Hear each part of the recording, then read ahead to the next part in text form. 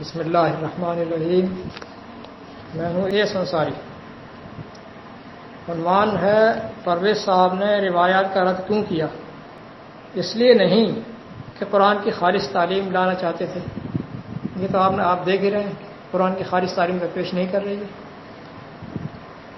ورنہ قرآن کی خالص تعلیم پیش کرتے، اس لیے رد کیا کہ روایات کی موجودگی میں یہ کیپٹلزم کا رد نہیں کر سکتے تھے۔ روایات کی موجودگی میں نظام سرمایہ داری کیپٹلزم کا رد نہیں کر سکتے تھے، جبکہ انہوں نے اس کے خلاف مہم چلانی تھی۔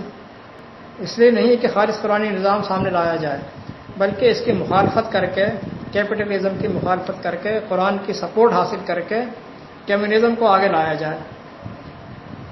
کیپٹلزم کی مخالفت کر کے قرآن جو ہے کیپٹلزم کا رد کرتا ہے، لہذا پرویز صاحب کی سپورٹ مل جاتی ان کو، تو قرآن کی سپورٹ حاصل کر کے کمیونزم کو آگے لایا جائے۔ آپ صہیونیوں کے عزائم کو سامنے رکھیے۔ زونسٹ صہیونیوں نے جو اپنی کتاب protocol of the learned elders of Zion یہ لکھی تھی، جو تقریباً 1910 میں جو ہے یہ مارکیٹ میں آ گئی تھی، منظر عام پر آ گئی تھی 1910 میں۔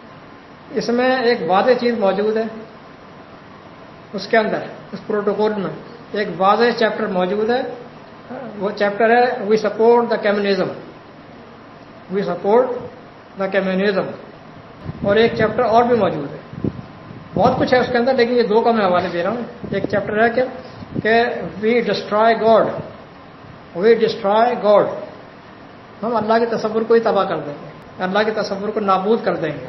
نابود کرنے سے مطلب یہ نہیں کہ اللہ کا نام مٹا دیں گے، نہیں، نام نہیں مٹائیں گے، اللہ موجود رہے گا، لیکن ہاتھ پیر باندھ کر، اپاہج کر کے، مفلوج کر کے اس کو بٹھائیں گے، اس کی انوالومنٹ نہ رہے، ہر کام قانون کرے گا، ہر کام قانون کرے گا۔ آپ دیکھیں پرویز صاحب کو اٹھا کر قانون یہ کرتا ہے، جب واضح موجود ہے کہ یہاں قانون کی بات نہیں ہے، اللہ خالص اللہ کرے گا، یہاں پر وہاں بھی قانون یہ کرتا ہے، قانون یہ کرتا ہے، قانون یہ کرے گا، قانون یہ کرے گا۔ اللہ کرتا ہے نہیں، اللہ کا قانون یہ کرتا ہے، یعنی اللہ کی کرنٹ انوالومنٹ اس کو ختم کرنا، کرنٹ انوالومنٹ کو ختم کر دیا جائے۔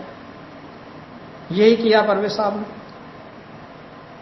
کمیونزم کو سپورٹ کیا، اللہ کو اپاہج بنا کر بٹھا دیا۔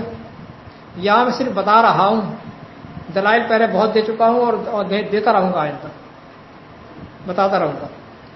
یہ مقاصد تھے پرویز صاحب کے، اور انہی مقاصد کو حاصل کرنے کے لیے لغات القرآن، مفہوم القرآن وغیرہ لکھے گئے۔ اب جو بات بھی قرآن کے خلاف جا رہی ہو، آپ دیکھیں، جو بات بھی قرآن کے خلاف جا رہی ہے، آپ دلائل دینا شروع کر دیں کہ یار یہ تو قرآن کے خلاف جا رہا ہے، قرآنی حقائق اس کے خلاف ہیں، عربی عبارت کے خلاف ہے، قوانین کے خلاف جا رہا ہے۔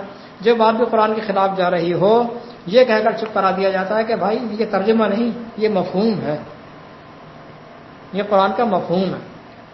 مطلب کوئی شخص بھی قرآن کو عربی عبارت کے متن پر مت جائے، اس سے جو پرویز صاحب نے سمجھایا بس اسے دیکھے، وہ سمجھے۔ یہ ہے مطلب مفہوم کا۔ مفہوم یعنی وہ جو سمجھا گیا، وہ جو سمجھا گیا، اور سمجھنے والے پرویز صاحب۔ کیسا چکر چلایا جناب، دیکھا آپ نے اپنی تقلید کرانے کا۔ مان گئے صاحب، مان گئے۔ وہ کہتے ہیں نا کہ ایک زرداری سب پہ بھاری، میں کہتا ہوں کہ ایک پرویز سب سے تیز، ایک پرویز سب سے تیز۔ والسلام۔